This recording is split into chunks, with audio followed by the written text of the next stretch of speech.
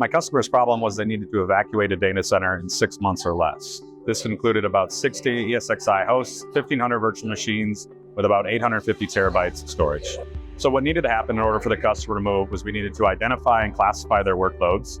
We had to build that list of dependencies, create the migration waves, test and build out those migration waves, and then actually do the migration waves to get the workloads into their new destination. The way I helped my customer was helping them understand the full product portfolio that we were going to use to achieve this. This included the ARIA operations for networks, and HCX, as well as our destination being both VMware Cloud Foundation and VMC on AWS. Using these collective tools, we were able to identify those dependencies, create those migration waves, and migrate those workloads into those two destinations. This resulted in savings because during that process, we identified at about 30% of customer waste or VM waste that we were able to retire.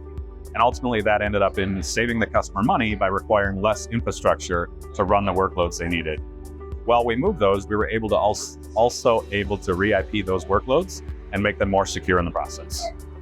In addition to the cost savings, the customer was ultimately able to meet their deadline of 6 months migrating out of that data center while reducing the number of VMs they needed, but also the cost savings associated with that, and no costly extensions on their data center contracts.